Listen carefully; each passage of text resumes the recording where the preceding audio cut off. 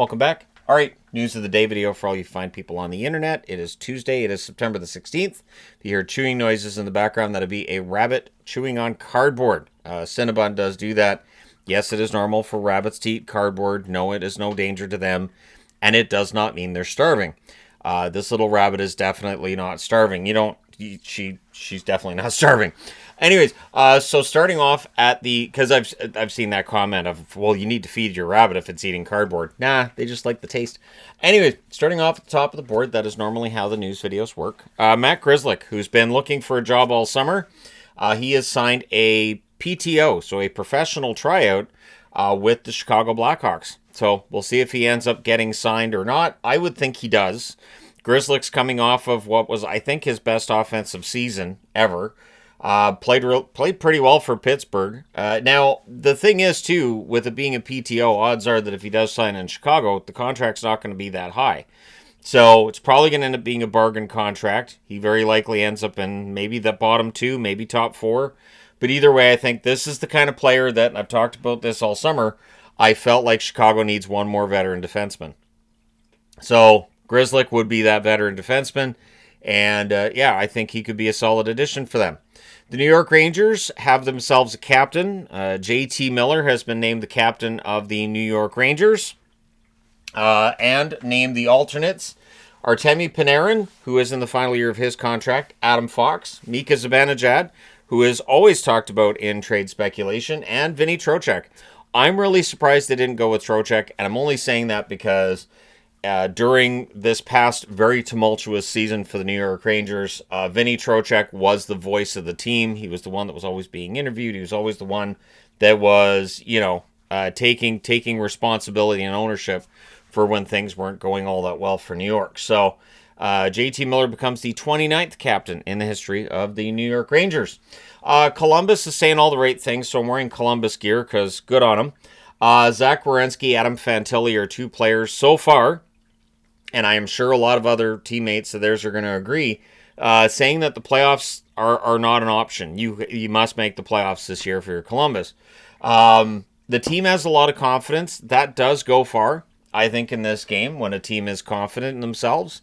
And considering the season Columbus had last year, how close they were to making the playoffs, I could absolutely see them ending up in a playoff spot.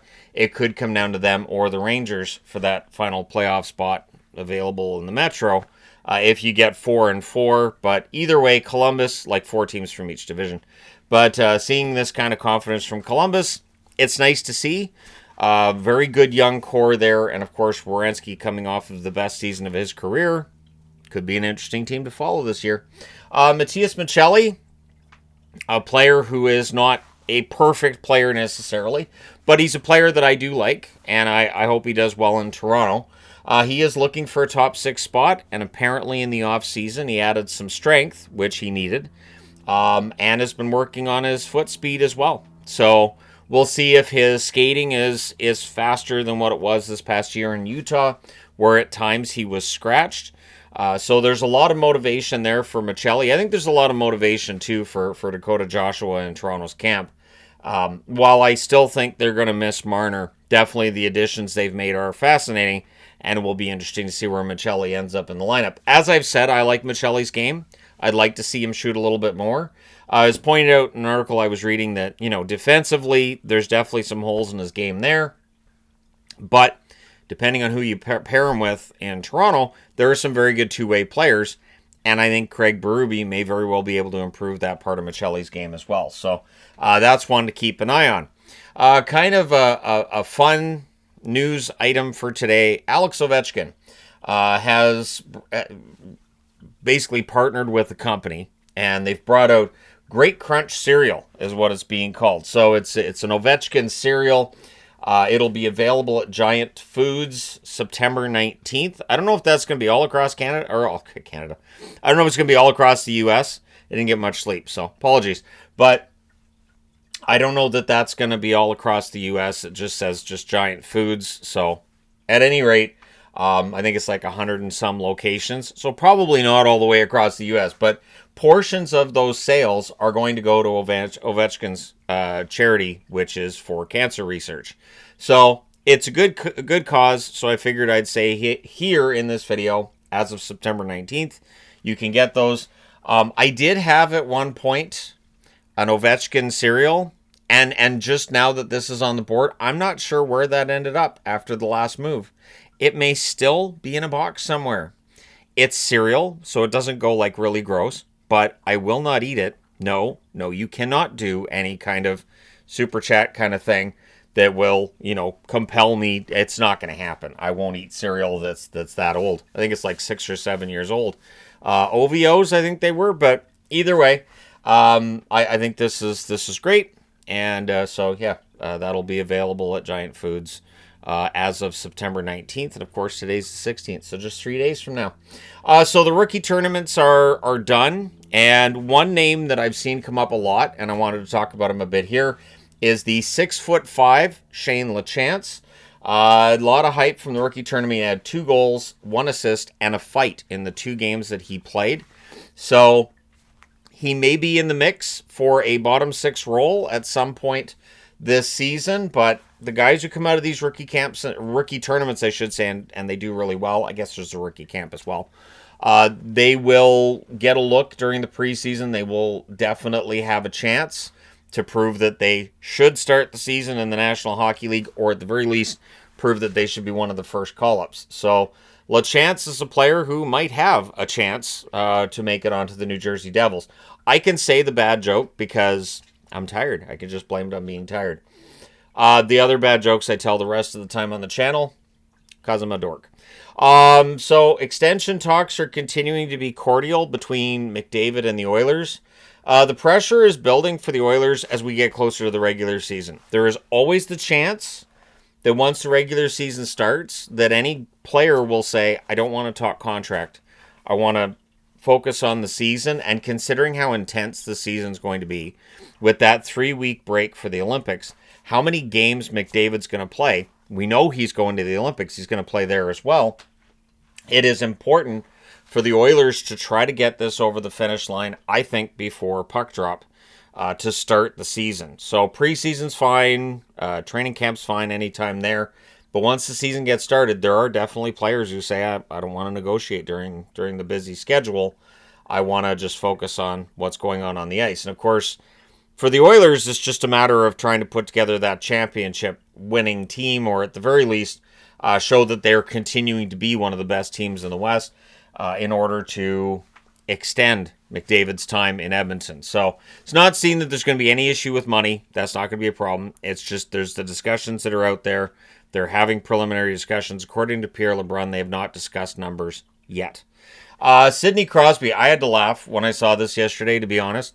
And I saw this last night. So anyways, Crosby was asked about his future plans, and he basically said that, a lot of these questions are the same thing over and over again, so he doesn't want to be repeating himself. He reiterated, once again, about Pittsburgh. This is where I want to be. I love it here. He wants to stay in Pittsburgh. There's never been any indication from him, privately or publicly, that he wants to go anywhere else.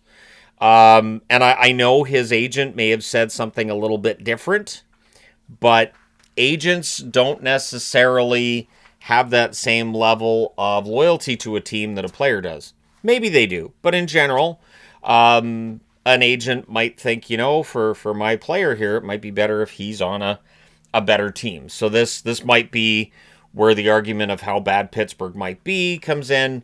But Crosby, at this point in time, it doesn't sound like there's any intention on his part to go anywhere else. And I don't have any reason to think he's lying or that he has any reason to. So, yeah, I think Crosby sticking around in Pittsburgh is the right move for him and for the team.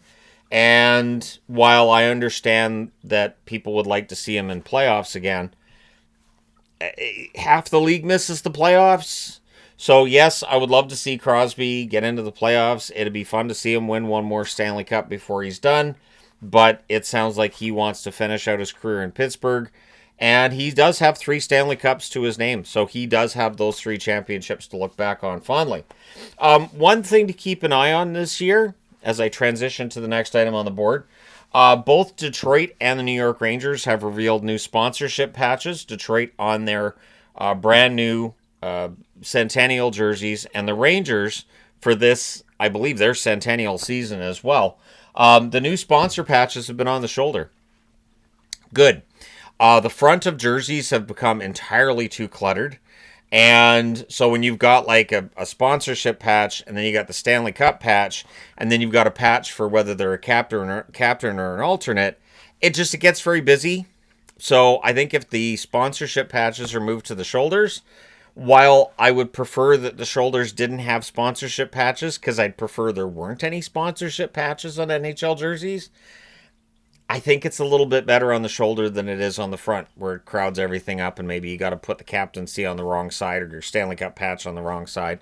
So let me know your thoughts on that. I know most people would like to see the sponsorship patches gone off jerseys.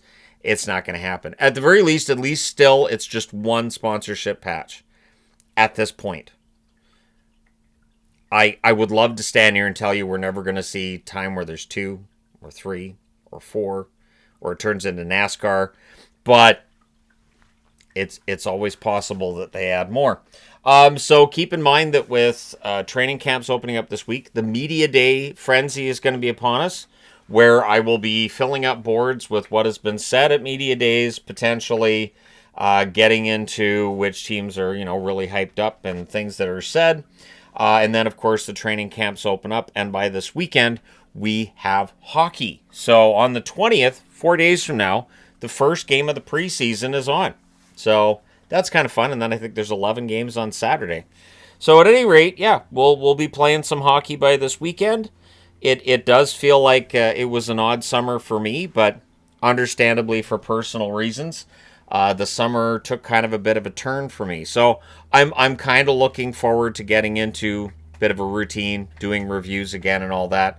So stay tuned for that. Thank you guys so much for all your support as always. Hit like and subscribe in the event you may not have done so already. Thank you guys so much for all your support. It's greatly appreciated. I will talk to you again soon.